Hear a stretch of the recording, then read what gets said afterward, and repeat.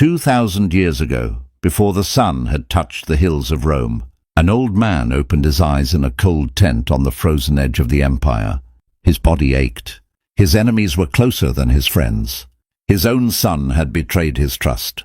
And yet, before his feet touched the ground, he did something almost no one does today. He prepared his mind for war, not with a sword, but with a thought. His name was Marcus Aurelius, and the words he wrote to himself that morning would outlive his empire by 2,000 years. This video is not about waking up early. It's about waking up armed. Stay until the end, because discipline number 7 is the one that changed everything for me. And it might just be the one thing standing between you and the unshakable mind you've been chasing your entire life. Welcome back to Wisdom of the Stoics, the place where ancient philosophy meets modern struggle. Every week we take the timeless words of Marcus Aurelius, Epictetus, and Seneca and turn them into weapons you can use today. Not theory, not decoration for your bookshelf, tools for the mind. If you're new here, consider subscribing, because what you're about to hear isn't just information, it's a discipline. And disciplines only work if you come back to them. Here is an uncomfortable truth. Most people lose the day before they even leave the bed. They reach for the phone before they've had a single unclaimed thought. They let the first voice they hear be a stranger's opinion. A notification, a headline designed to provoke. By the time their feet hit the floor, their mind already belongs to someone else. The Stoics understood something that neuroscience is only now catching up to. That the first hour of your day sets the operating system for everything that follows.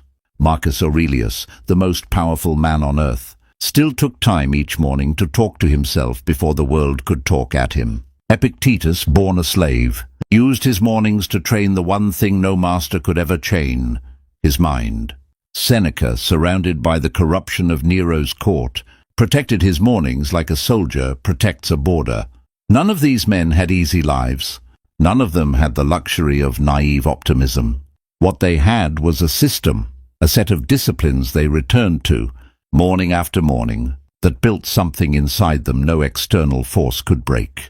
Today, we're going to walk through 10 of those disciplines, not as abstract philosophy, but as a practical morning architecture you can start using tomorrow. Some will comfort you. Some will challenge you. One in particular will probably make you uncomfortable, and that discomfort is exactly the point. Let's begin. Discipline 1. Wake before you are called. There's a story about a young officer named Dio, stationed in a Roman garrison town, who prided himself on being the last one out of bed and the first one to complain about the day. He blamed the weather for his mood, the noise for his distraction, his commander for his exhaustion. One winter, an older centurion pulled him aside and said something. Dio never forgot. You do not lose the battle at noon.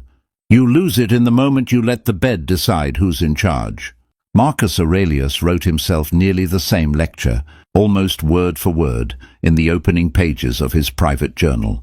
He wrote about lying under warm blankets, telling himself just a little more comfort, a little more rest, and then catching himself in the act of self-betrayal. He reminded himself that he was born to move, to work, to do the things he was made for, and that clinging to warmth was choosing comfort over purpose before the day had even started. This is not a productivity hack about 5 a.m. wake-up clubs. It's deeper than that. The discipline is about authorship. Every morning there is a brief window where you decide whether you are the one directing your life, or whether comfort, inertia, and impulse are going to direct it for you. Hit snooze once and it feels harmless. But you are training a pattern where the easier voice always wins.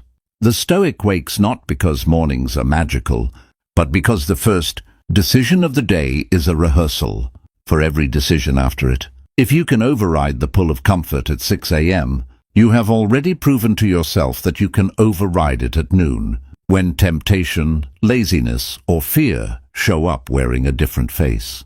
Try this tomorrow, the instant you're conscious, before checking the time, before reaching for your phone. Say to yourself, silently or aloud, I am the one who decides how this begins. It sounds simple. It is not easy. But that one sentence, repeated daily, becomes armor. Quick question for you. What's the very first thing you usually reach for in the morning? Drop it in the comments. I have a feeling a lot of us are going to see an uncomfortable pattern. Discipline 2. Premeditatio malorum. Rehearse the storm. Seneca had a habit that sounds almost pessimistic on the surface, but is one of the most liberating tools in the entire Stoic toolkit. Each morning, before stepping into his day, he would briefly imagine the worst that could plausibly happen. Not to frighten himself, but to disarm fear before it could ambush him. He called this premeditatio malorum, the premeditation of evils. Picture a merchant in ancient Rome, a man named Cassius, whose entire fortune rode on a single shipment crossing the Mediterranean. Every morning he woke in dread, not knowing if his ships had survived the night's storms. A Stoic teacher gave him a strange piece of advice. Each morning, before checking for news of his fleet, sit for 5 minutes and genuinely imagine the ship has sunk. Feel the loss. Accept it. Then, and only then, go check. Cassius thought this was madness until he tried it. He discovered that the anticipated grief was almost always heavier than the real news. Whatever it turned out to be, by rehearsing the loss in his mind, he had already survived it. The real day, whatever it brought, felt lighter by comparison. This is not negativity. This is inoculation. The mind that has already considered the worst outcome and found a way to stand steady as a mind that cannot be ambushed. Marcus Aurelius reminded himself each morning that he would meet people that day who were ungrateful, arrogant, deceitful, and difficult, not to make himself bitter, but so that when he met them, he wasn't shocked, wasn't offended, wasn't thrown off course. He had already made peace with the weather of human nature before stepping outside. Try this. Spend 2 minutes each morning imagining one plausible difficulty of your day, a hard conversation, a delay, a disappointment. Sit with it. Accept that it might happen. Then release it. You are not summoning bad luck. You are removing its power to surprise you. Discipline 3. The dichotomy of control. Epictetus opened his entire philosophy with one sentence that could fit on a coin, and yet contains enough weight to reorganize an entire life. Some things are up to us, and some things are not. He knew this from brutal experience. Born into slavery, his leg was broken, by most accounts, by his own master in an act of casual cruelty. Epictetus, according to the stories told about him, did not scream, did not beg. He simply observed, almost clinically, that the leg would break if the pressure continued, and it did. What fascinated those around him wasn't his pain, it was his composure. He understood, at a level most free men never reach, that his body could be owned, chained, injured, but his judgment about it could not. Imagine starting your morning with a simple sorting exercise. Take everything weighing on your mind, an approaching deadline, a family member's opinion of you, a diagnosis, a rejection you're waiting to hear back on, and mentally place each item into one of 2 boxes. Box 1, things within your control, your effort, your attitude, your integrity, your response. Box 2, everything else, other people's opinions, the economy, the weather, the outcome of an audition, the verdict of a stranger. The Stoics weren't claiming that the second box doesn't matter. They were making a sharper, more useful claim. Your peace should never depend on what's inside it. There was a young actress named Livia, a name given to her in one of Epictetus's own teaching examples, who trembled before every performance, terrified of the audience's judgment. Her teacher told her something radical. You cannot control whether they clap. You can only control whether you performed with everything you had. The clapping belongs to them. The performance belongs to you. Once she separated the two, her fear didn't disappear, but it stopped ruling her. Every morning, before you check your messages, before the world hands you its verdict on your day, ask yourself what here is actually mine to control. Put your energy only there. Everything else, let it pass through your hands like water. This single mental sorting habit, practiced daily, is perhaps the single most powerful anxiety reduction tool the ancient world ever produced. And it costs nothing. If this idea is landing for you, take 30 seconds right now and hit that like button. It genuinely helps this channel reach more people who need to hear this. And trust me, we're only 3 disciplines in. Discipline 4. Speak to yourself before the world speaks to you. There's a reason Marcus Aurelius's private notebook, the one we now call Meditations, begins so many entries as if he's mid-conversation with himself. Because he was, every morning before council meetings, before battle reports, before the endless demands of running an empire, the most powerful man alive sat down and had a private argument with his own mind. He reminded himself who he wanted to be that day: patient, fair, undistracted by flattery or insult, because he knew, with total clarity, that if he didn't define himself first, the day would define him instead. A courtier would flatter him and he'd risk vanity. An enemy would provoke him and he'd risk rage. A crisis would frighten him and he'd risk panic, unless he had already decided in the quiet of morning who he was going to be. Contrast this with how most of us actually start the day. We open our phones and the first voices we hear are not our own. They are advertisers, strangers, algorithms optimized to provoke a reaction. We let outrage, comparison, and anxiety cast the first vote on our mood, before we've had a single thought that belonged to us.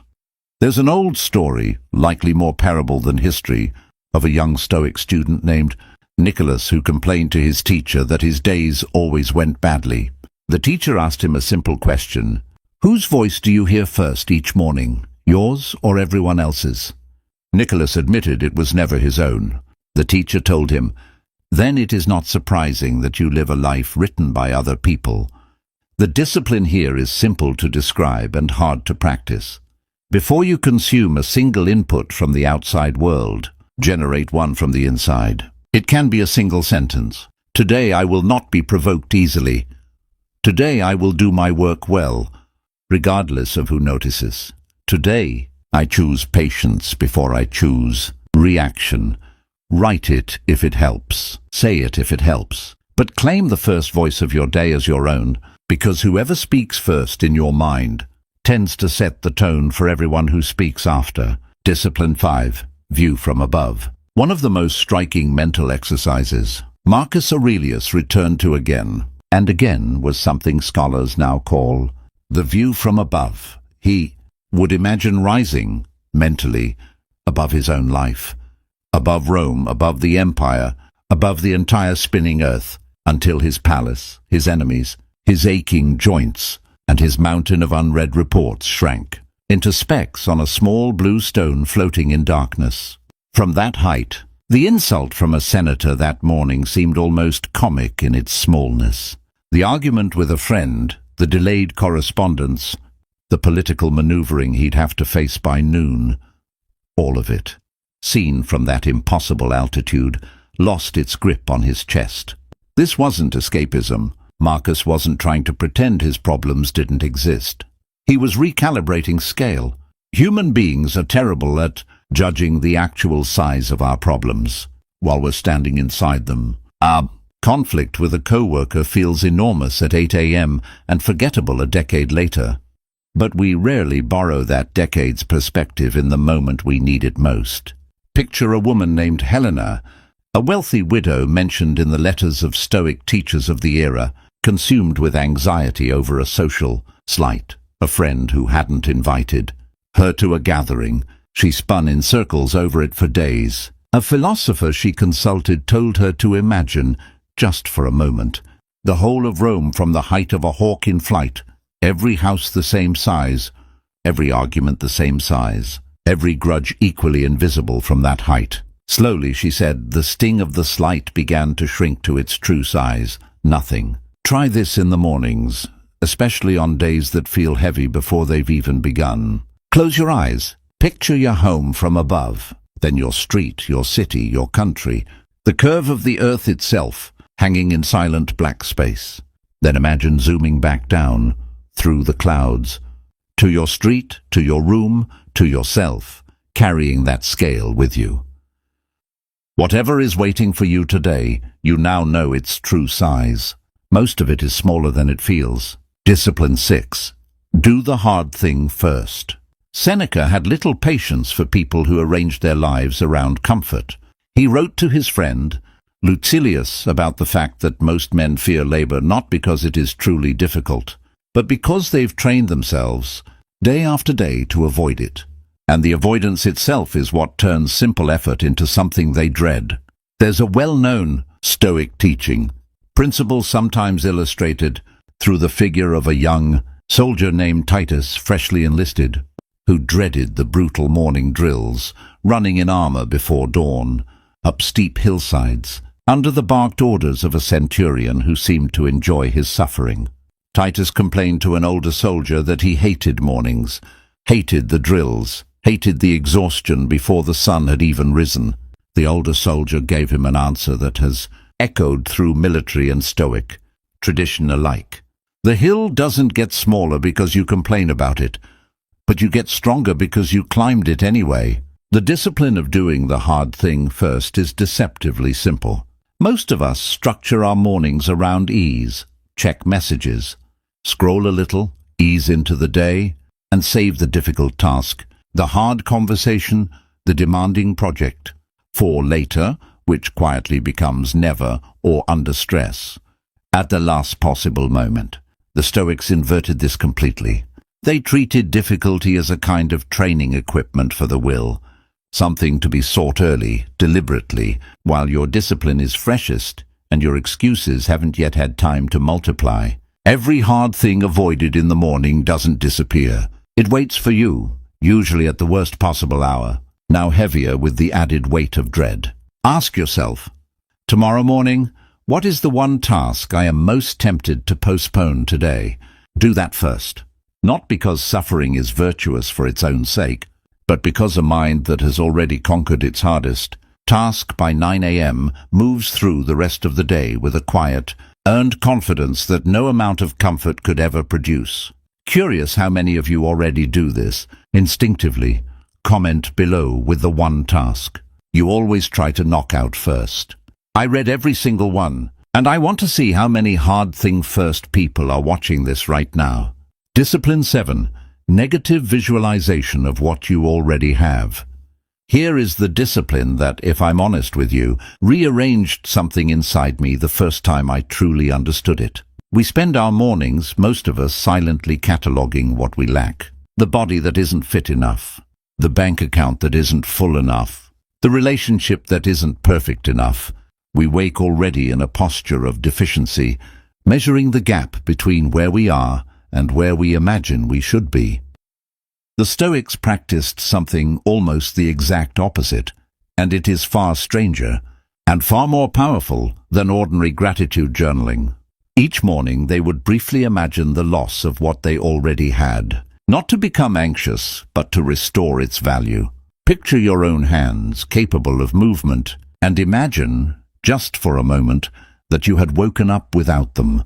Picture the people you love, and imagine briefly a morning without their voices in the world.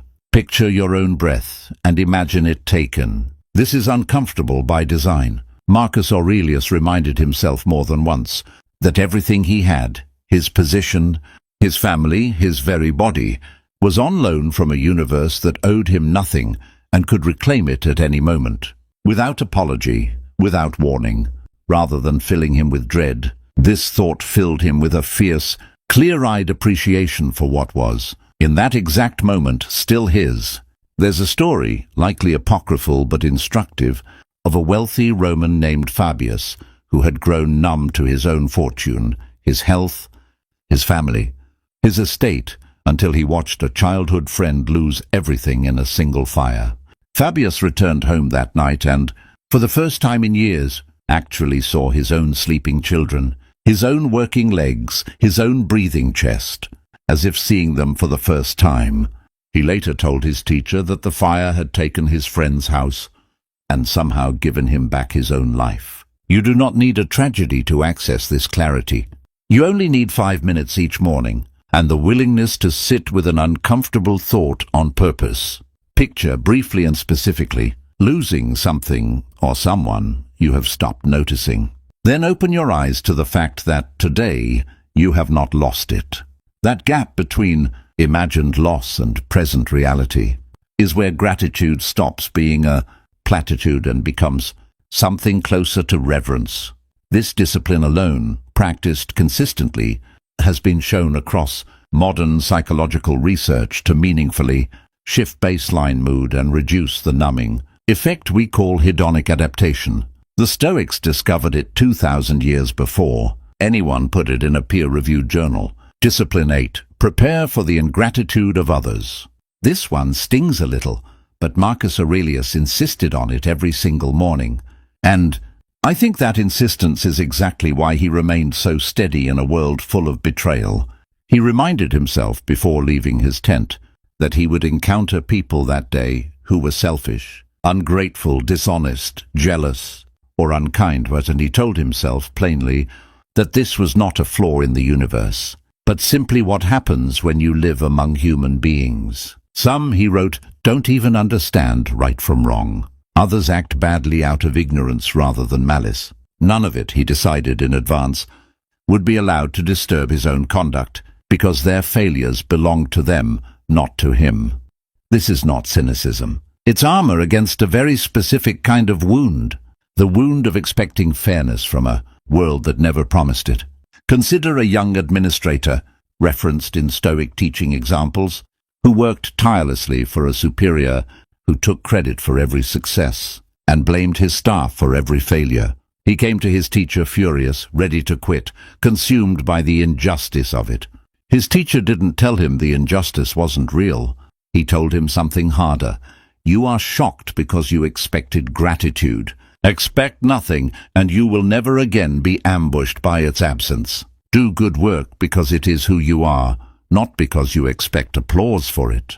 This is perhaps one of the most freeing disciplines on this list, because so much of our daily suffering doesn't come from what happens to us. It comes from the gap between what we expected and what actually occurred. Prepare each morning for a small amount of unfairness, a small amount of thanklessness, a small amount of human disappointment, not to become bitter, but so that when it inevitably arrives, you are not derailed by shock. You simply nod, recognize it for what it is, and continue doing what is right, regardless of whether anyone notices. Discipline. 9. Set an intention, not just a task list. Most people wake up and immediately think in terms of tasks, emails to answer, meetings to attend, errands to run. The Stoics thought in terms of something deeper, character. Before Marcus Aurelius listed what he had to do that day, he decided who he intended to be while doing it. There's a subtle but massive difference between today I need to have a difficult conversation with my business partner and today I intend to be honest and calm, even during a difficult conversation. The first is a task. The second is a discipline of character that will shape not just that one conversation, but every interaction layered on top of it. Epictetus taught his students to treat each day like an athlete treats a match. Not simply showing up, but showing up with a defined intention for how they would compete, regardless of the score. A wrestler doesn't just intend to wrestle, he intends to wrestle with technique, with patience, without losing his temper when thrown to the ground. The score is not fully in his control. His conduct is. Picture a merchant named Rufus, mentioned in early Stoic teaching dialogues, who ran a stall in the forum and dreaded difficult customers. His mentor told him to stop setting the goal, sell well, today, and instead set the goal, be patient and fair today, regardless of how customers behave. On the days he focused on the sale, a single rude customer could ruin his mood for hours. On the days he focused on his own conduct, even a terrible customer became irrelevant to his sense of the day, because he had already succeeded at the only goal that mattered, the moment he responded with patience. Try this tomorrow. Before you write your task list, write one sentence describing the kind of person you intend to be while completing it. Patient, honest, undistracted, brave. Let That sentence sit above your to-do list like a banner. Tasks can be interrupted, delayed or ruined by circumstance. Character, chosen deliberately each morning, cannot be taken from you by anyone. Before we get to the final discipline, the one that ties all of this together, if you've made it this far, you clearly care about building real mental strength. That's exactly who this channel is for. Subscribing costs nothing, and it means you won't miss the next video when we go even deeper into Stoic practice. Discipline 10. Memento mori. Remember you will die. We end where, in many ways, the Stoics believed everything should begin, with death. This sounds morbid at first. It is, in fact, the opposite. Every morning the Stoics reminded themselves of their own mortality, not to frighten themselves into paralysis, but to burn away everything trivial and reveal, with startling clarity, what actually mattered. Marcus Aurelius wrote to himself that he could leave this life at any moment, and that this thought should shape how he acted, spoke, and thought in every hour that remained. Not as a countdown of dread, but as a filter. Would this grudge matter if I knew my days were numbered? Would this argument still feel urgent? Would I spend this precious, unrepeatable morning scrolling through a stranger's curated life? Or would I spend it building something, loving someone, becoming someone? There's a story about a Roman general, victorious in battle, who was paraded through the streets of Rome to thunderous applause, the highest honor a Roman could receive. Tradition held that a slave stood behind him in the chariot during the entire procession, whispering a single phrase into his ear again and again, so that even at the peak of glory, he would never forget it. Memento mori, remember, you will die. At first this sounds cruel, but consider what it actually did. It stripped the applause of its power to inflate his ego. It stripped the criticism he'd face tomorrow of its power to destroy him. It reminded him at his highest moment that all of it, the glory, the crowd, the empire itself, was temporary, and that the only thing that mattered was who he had been while he held it. This is not a discipline meant to make you fear the morning. It's meant to make you use it. Because here is the truth underneath all 10 of these disciplines. The one thread that ties Marcus Aurelius on a frozen battlefield, Epictetus in his broken body, and Seneca in a corrupt court, together across 2,000 years. None of them had unlimited mornings. Neither do you. Each sunrise is not guaranteed. It is issued quietly without announcement. And it is entirely possible that this ordinary morning, the one you almost slept through, almost scrolled through, almost wasted on things that will not matter in 10 years, is one of a finite, uncounted number remaining to you. The Stoics didn't find this thought depressing. They found it clarifying. It's the reason they woke early, rehearsed hardship, sorted what they could control, spoke to themselves before the world spoke to them, viewed their problems from above, did the hard thing first, treasured what they had, expected imperfection from others, and chose their character deliberately, because they understood, with total clarity, that the mind you build in these disciplines is the only thing you carry with you when everything else, the applause, the wealth, the very body you woke up in, is eventually, inevitably taken. We began this video in a cold tent, watching an old emperor prepare his mind before the sun had even risen. We end here with you, wherever you are, in your bed, your kitchen, your car, holding the same choice he held 2,000 years ago. 10 disciplines. None of them require money. None of them require permission. None of them require anything except the willingness to claim the first moments of your day before the world claims them for you. You don't need to adopt all 10 tomorrow. Choose one. Practice it until it becomes instinct. Then add another. This is not a productivity system you finish. It's a discipline you return to, the way the Stoics returned to it, morning after morning for their entire lives. If this video gave you even one tool you didn't have yesterday, that's exactly why this channel exists. Hit like if you're planning to try even one of these tomorrow morning. Comment which discipline you're starting with. I genuinely want to know, and I read every single comment on these videos. And if you haven't yet, subscribe to wisdom of the Stoics, because we're building something here. A place where ancient minds teach modern people how to become unbreakable, one morning at a time. The sun is going to rise tomorrow, whether you're ready or not. The only question the Stoics ever really asked was this: when it does, who is going to meet it?